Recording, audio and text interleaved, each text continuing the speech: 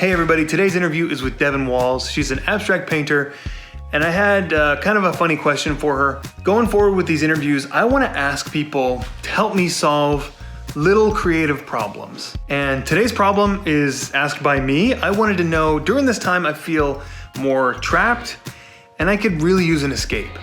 So I asked Devon, who I know does a great job of this in her art, what is the process to creating a new world, building a world that is all my own at a time when I feel like I'm struggling to kind of reclaim just a little bit of space for myself?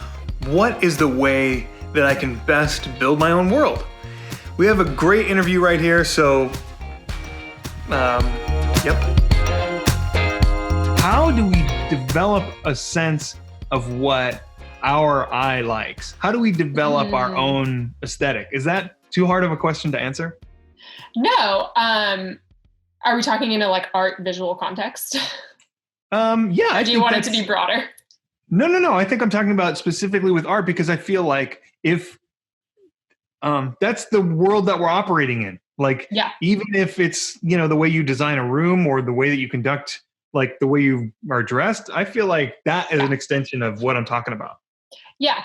So I think that we all have this sense, when we see something else, we're like, oh, I like that. We see someone else's art or somebody else's outfit. The part that we often overlook is why. What about it do I like? So in the case of abstract art, it's what do I like about this painting? Oh, I think I like that the shapes are big. I think I like that the colors are this way.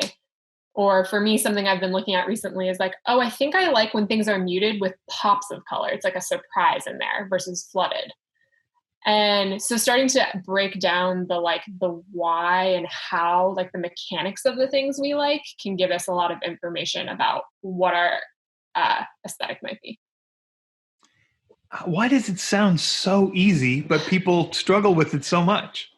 I mainly think that because our experience of what we like is emotional, right? So our experience when we walk into a museum, we're like, ooh, I feel that painting, or at least I feel that way. And so we're not used to taking that emotional experience and then looking at it mechanically, because it's a little bit unnatural. So I think it's just, you need to, once this is said, then you might have an easy time doing it. I think that's great. And that segues perfectly into what I want to talk about today, our topic of creating a world, because I think you do a really great job of that. And so I want to know, how can we kind of create our own worlds, either in an artistic way like you do, or just generally? Maybe we hate our 9-to-5 and we want to imagine that we have a different, reason for going out and working. I would start by asking yourself what you love and I think looking at childhood is really great. What have I always loved? What has always lit me up?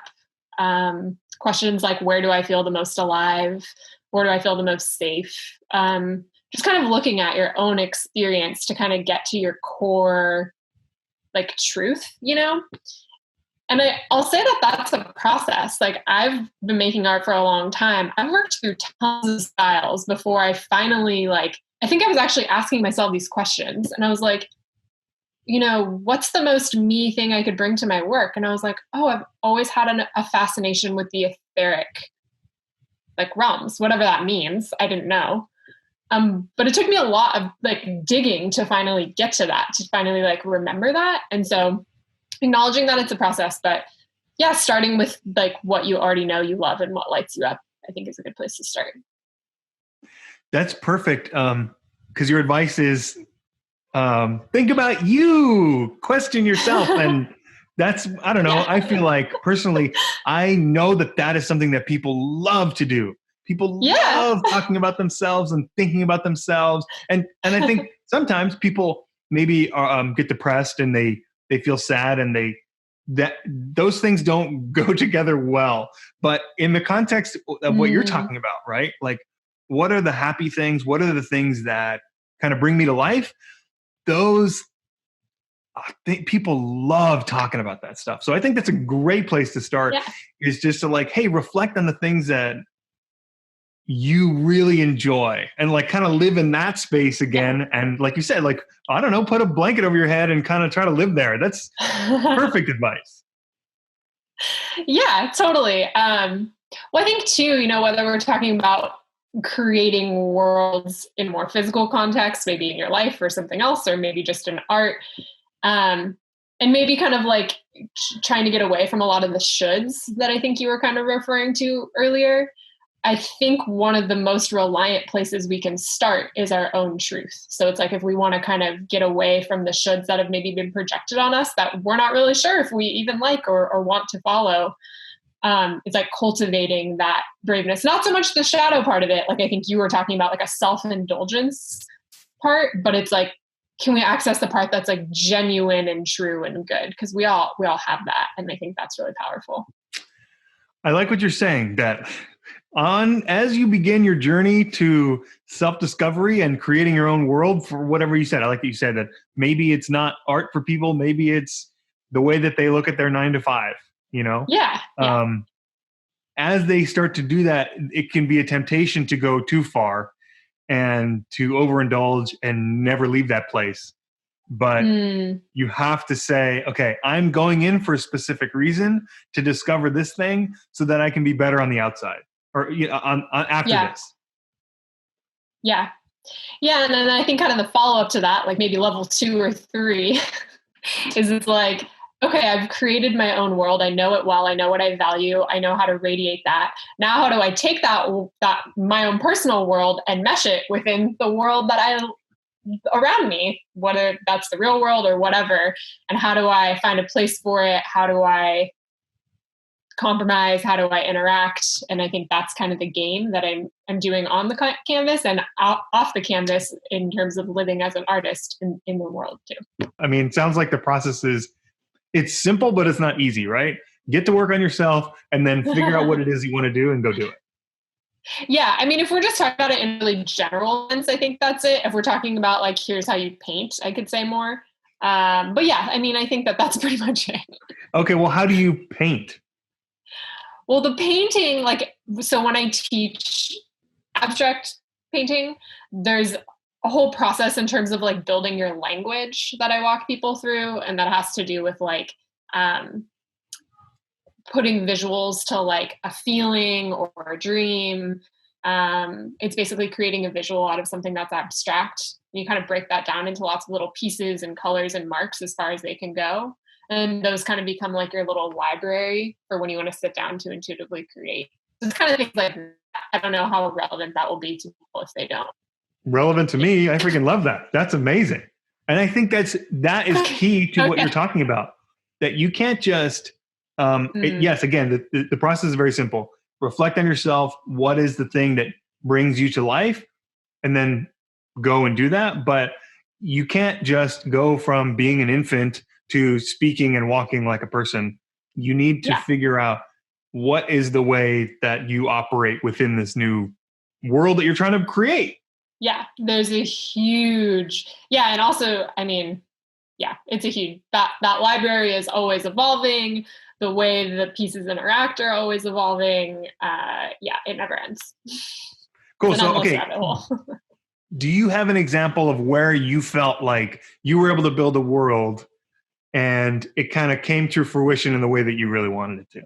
Yeah. So with the mural, because I was so restricted on time, I had to really just get down to the essence and answer the questions I would usually ask myself very quickly with no questioning. So it was like, I knew I wanted it to have a pink vibe. I knew I wanted it to almost have like a dreamy amusement park kind of feel. And I think that came from like vans in the skate parks in retrospect, like some sort of mirroring of that, even though, I mean, I could have done whatever I wanted. And I knew I actually based it off a piece that I had recently done, a very small piece that kind of had like something that resembled a pink mountain. I'm just saying this for reference. This isn't how I think of them because they're abstract, but pink mountainish and like a circular type of rainbow. And that was the piece I was most excited about that I recently did. So I just used that and kind of tried to just explode it into something larger and more elaborate. I kind of laid down like the base composition, and then I let the details intuitively come in and tell the story. Yeah. Does that answer your question? No, it totally does. But my question now is, do you enjoy that freedom? I mean, not aside from all the time constraints, when you actually sit down, all the paint is ready, and you look at the canvas, do you enjoy, like, I don't know what I'm feeling, but I think it's going to be this. And then over here is this, like you're saying, you have the story kind of come. Do you enjoy that part of the process, or is that, are you uncomfortable about that? I would say I definitely enjoy it. With things that are that big, I think a little bit, I noticed with some projects I've done, even just the client giving me like one, I kind of want it to feel like this, can be like an anchor for me that serves. Too much of that, I mean, like even much more than just what I just described, I mean, I'm like, no. But with this, it was totally open-ended. And so, especially because the project was big, I was like, I want this to be the best thing in the world, which is like never gonna happen. And I think the amount of freedom in that context with that project was a tad overwhelming. But I would say, how did you deal with that? Because the time, I mean, I did have a couple moments of freaking out, but because the time was so limited, I didn't have a lot of time to even freak out. It was almost like just the labor of even getting the amount of paint on the wall was so time consuming. I had like no time for design. So it was just like respond, eat my sandwich, freak out about how this might not be the best thing in the world, even though I wanted to be, and then just go back to it. So it probably, the time constraints maybe helped a little bit, but yeah. Normally, though, if you're not given that time constraint, I'm thinking if somebody's listening and they're like, okay, I got stuck and now I don't know what to do. I was set out on this path to create my own world and now I'm stuck. How would you advise, I don't know, like getting over that hurdle when you are presented a problem?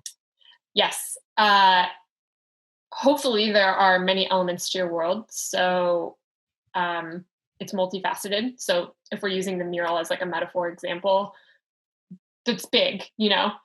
My best advice is switch to a part that feels easy, fun, exciting, or you already know what you're going to do. So anytime I would be stuck, I would be like, well, I know that purple shape needs a second coat no matter what. So I would just have to switch. So I'm always using my time.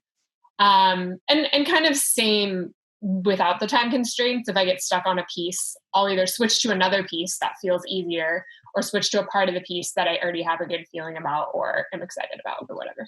And usually that kind of like loosens some things up. That's awesome. I think that's a great advice. Now, looking at the finished piece, do you feel like, yep, that was the best in the world? No. Is that because you're being too critical, or you're like, oh, I totally messed this part up? That's a really tough question to ask me. I would say with this particular mural, I know for a fact that if I had more time to plan, the composition probably would have been objectively a little bit better. I think that's just a fact. I like that you're trying to apply some objectivity within the realm of your work. I appreciate that. There is objectivity, and we're kind of talking about like, what do you feel and what do you like? Outside of that, I also play in a realm that's like what works aesthetically, and that's very real. It's not referencing something. It's not referencing like a baseball field or something physical, but nevertheless. I know what my eye likes, and I think I have a decent sense of what works aesthetically and what doesn't, as it pertains to my work anyway. And so that I feel like is true in terms of like, there's some things that could have been made bigger. Just if I had more time on the digital part when you're working that large, I think it just would have been better. That being said, it is my favorite mural that I've done. And so I think it's a little of both. Like, I think it was a good like growth edge in a direction that I really like. And I could see how I could do it way better next time. That's awesome. Devon, thank you so much for joining us. If people want to find out more about you, where can they find you? Where can they go to you, see more of your stuff? Yeah, I hang out on Instagram a lot, which is at Devon Walz Art. My last name is WALZ. And devonwalz.com. If you have a small creative problem that you want solved, let me know. I would love to help you solve it.